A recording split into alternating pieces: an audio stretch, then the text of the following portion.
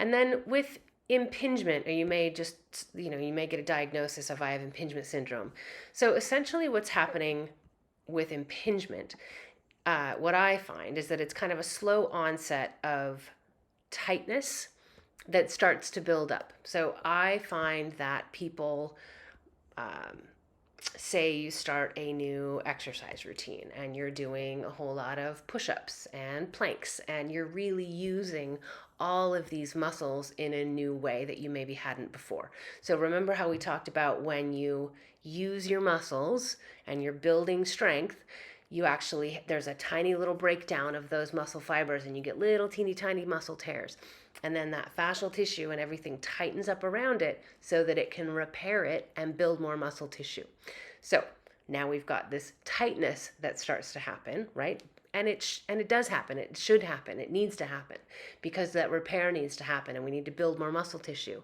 However, if things start to get tight, especially in this shoulder, remember how we need that accessory glide and we need everything to be real mobile and fluid.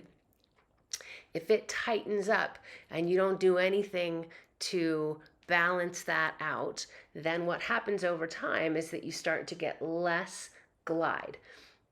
And it's just slow. You might not really feel it. You're not really, in tune with it. And then 2 months down the road, you're going to reach up for something and you're going to be like, oh my gosh, my shoulders just feel really tight. Again, maybe you don't do anything about it. You just keep going on about your life. And then what's happening is that now we have less space, right? So now as I go up overhead, I'm not getting this nice glide. And so I'm impinging just a little bit on all those structures. Each time I reach up to grab something off the shelf, each time I do my bench press, each time I, fill in the blank, we're getting a little bit of irritation, a little bit more tightness, a little bit more inflammation.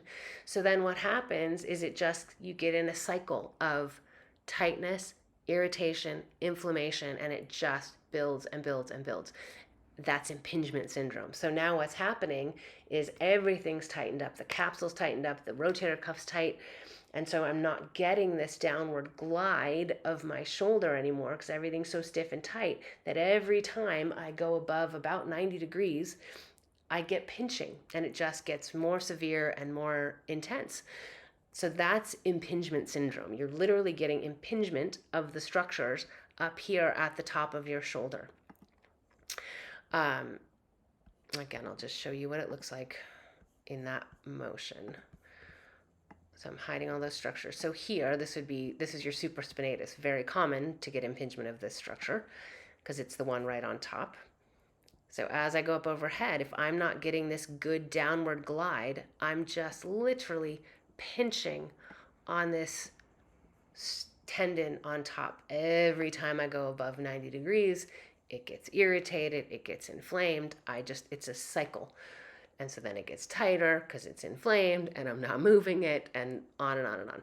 So a lot of what we're going to be doing with the guided release of our shoulder is focused on releasing our rotator cuff, our rhomboids, all these structures surrounding your shoulder, getting in really deep to this posterior, inferior capsule, working on getting some more glide. So we're going to try to loosen up this capsule to decrease that impingement. And my hope for you is that you, through paying attention, that you start to release these things before you get to the point where it's really getting irritated and inflamed and pinched legit.